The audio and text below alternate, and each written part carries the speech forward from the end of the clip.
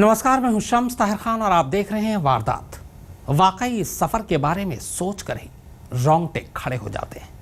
कहां तो उड़ना था उन्हें आसमान में और कहां आसमान ही उन पर टूट पड़ा।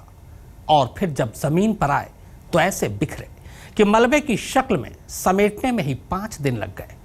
इसके बाद 298 लाशों को समेटकर ताबूत में रख दिया गया ताकि आगे का सफर पूरा किया जा सके। और फिर आगे का सफर शुरू होता है द डेथ ट्रेन के साथ, यानी एक ऐसी ट्रेन जिसमें सिर्फ मुर्दे ही मुर्दे थे।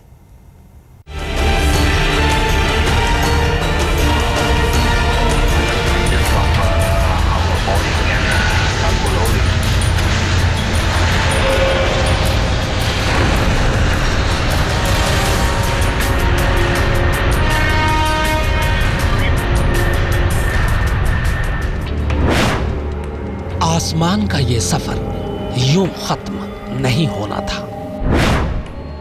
हवा से जमीन पर इन्हें यूं नहीं उतरना था।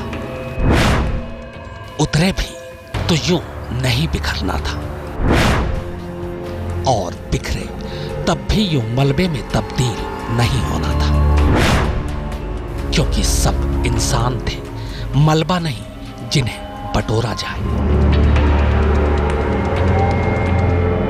वाह रे किस्मत और वाह रे इंसान, जो जमीन के चंद टुकड़े जीतने के लिए आसमान से लेकर जमीन तक इंसानी लाशें हवा में उड़ाता फिर रहा है। जरा देखिए इन्हें। 17 जुलाई तक ये सब जीते जागते इंसान थे, हंस रहे थे, खुश थे और उसी खुशी में चूर हवाई जहाज में उड़े अपनी अपनी मंजिल के लिए। पर अफसोस सफर अधूरा रह गया, मंजिल दूर।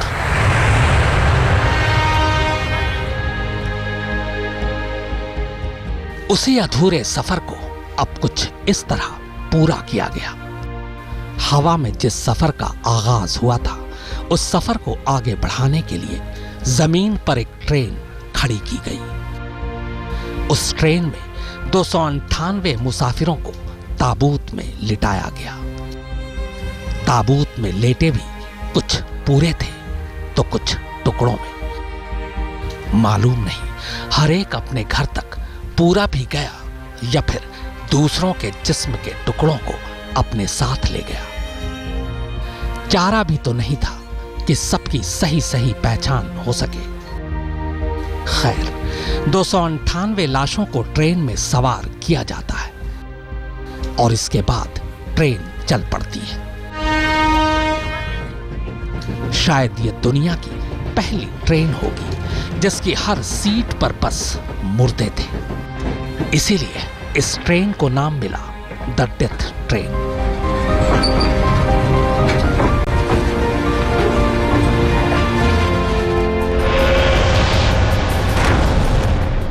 यह तस्वीर 17 जुलाई की है, जब मलेशियन एयरलाइंस की उड़ान MH17 को 35,000 फीट की ऊंचाई पर मिसाइल से मार गिराया गया था। इस मलबे में 298 लोगों की लाशें भी शामिल हैं।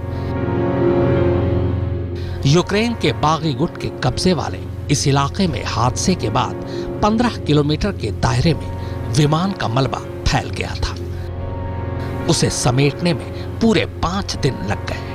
5 दिन बाद आधी अधूरी जली कटी लाशों को इकट्ठा किया गया। हर लाश को अंदाजे से बैग में भरा गया।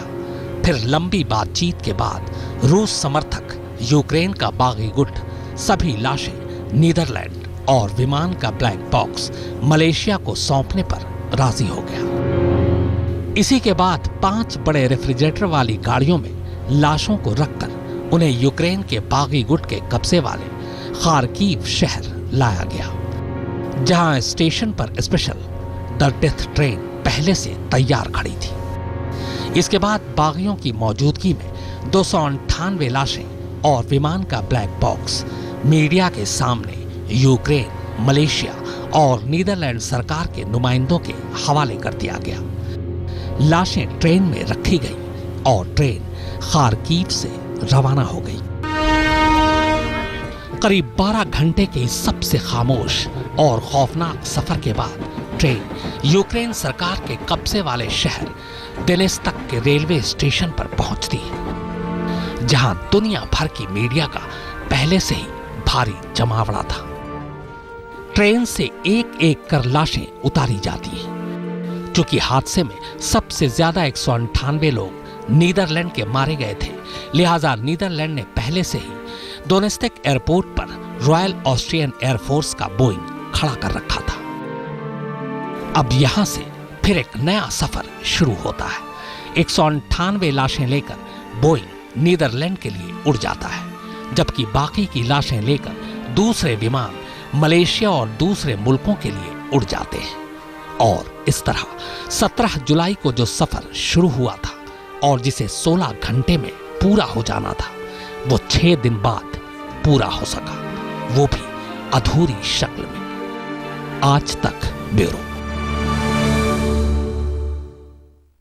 बस एक मिसाइल और पल भर में 298 लाशें आसमान से जमीन पर। दुनिया इस हादसे के लिए रूस के राष्ट्रपति व्लादिमीर पुतिन को जिम्मेदार ठहरा रही है।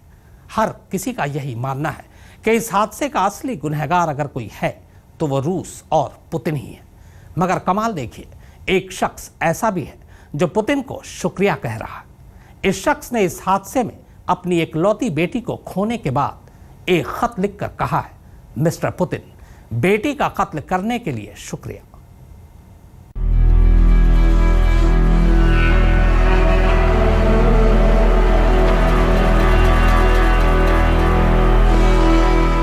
ये भीड़, ये गम, ये गुस्सा और ये टी शर्ट, ये सब बता और जता रहे हैं कि तुम ही हो, तुम ही 298 लोगों की मौत के जिम्मेदार। जी हां, इस टी शर्ट पर तस्वीर रूस के राष्ट्रपति पुतिन की है। तस्वीर में ही लोगों का गुस्सा झलक रहा है, मगर इस तस्वीर से जुदा कुछ लाइनें भी हैं, जिन्हें पढ़कर हर पढ़ने वाले की आंखें भीग गई। ये लाइनें एक बाप ने लिखी हैं। उस बाप की इकलौती बेटी भी उसी विमान में सवार थी। छुट्टियां बिताने वो अपनी मां और भाई के पास जा रही थी, मगर एक अनजान मुल्क के अनजाने आसमान ने उसका सफर वक्त से पहले ही खत्म कर दिया।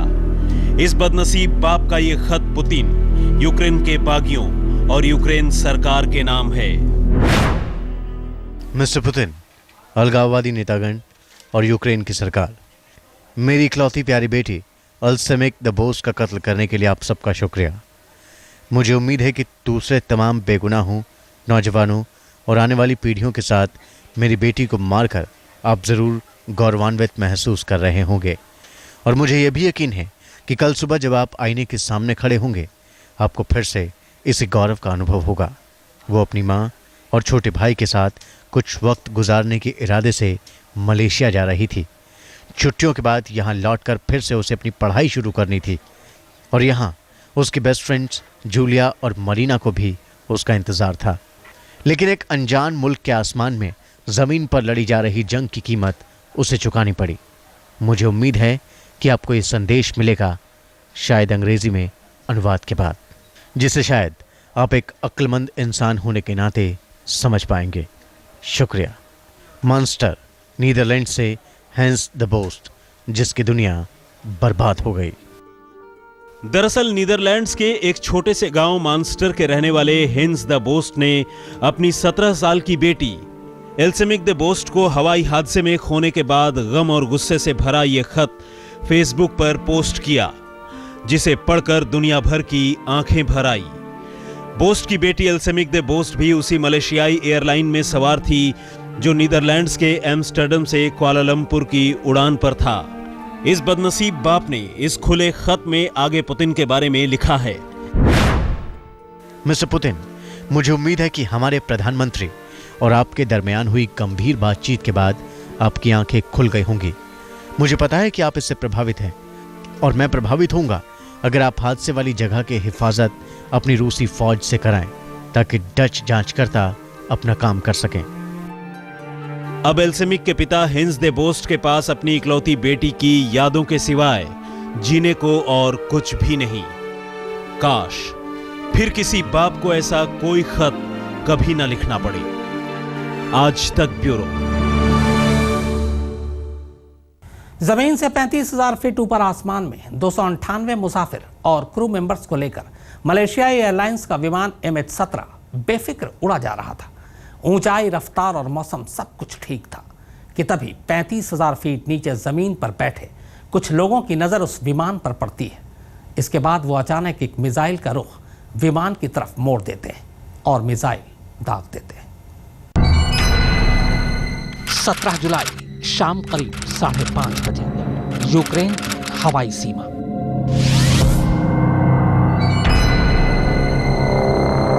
यूक्रेन की हवाई सीमा में दाखिल होने तक अब भी सब कुछ ठीक था।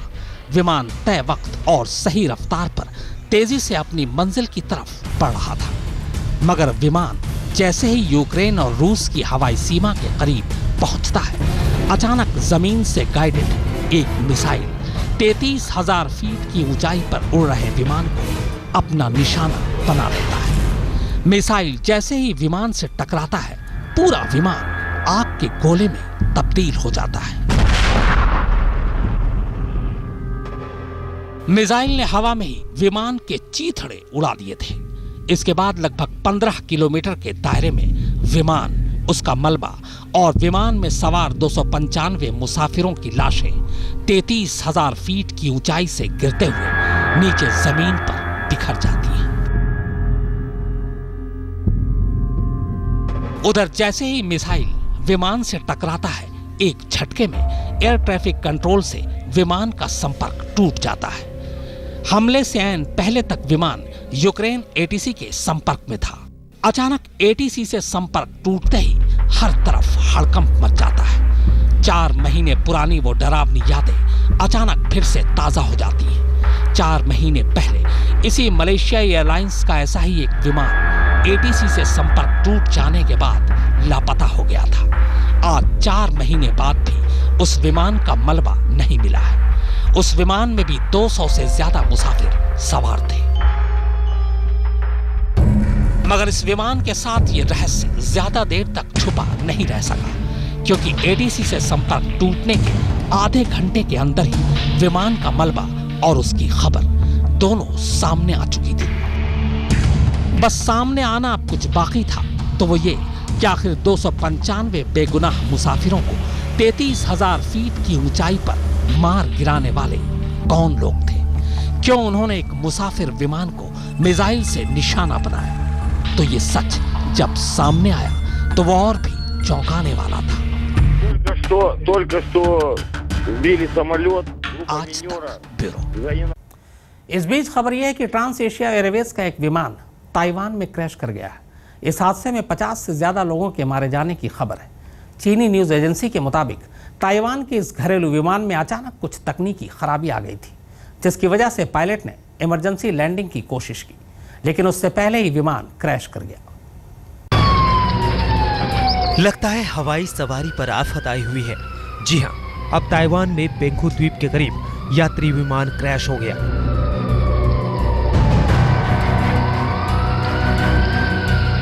आप अफरा तफरी और मलबे की तस्वीरें देख सकते हैं। हम आपको बताते हैं कि इस हादसे में 45 लोगों की मौत और 7 यात्रियों के घायल होने की खबर है। ट्रांस एशिया एयरलाइंस का ये प्लेन इमरजेंसी लैंडिंग के दौरान क्रैश हुआ। बताया जा रहा है कि ये प्लेन घरेलू उड़ान पर था। अचानक इसमें तकनीकी खराबी आ गई, जिसके चलते पायलट ने इमरजेंसी लैंडिंग की कोशिश की, लेकिन कोशिश कामयाब न हो सकी और ताइवान के दक्षिणी तट पर बड़ा हादसा हो गया। आज तक ब्यूरो।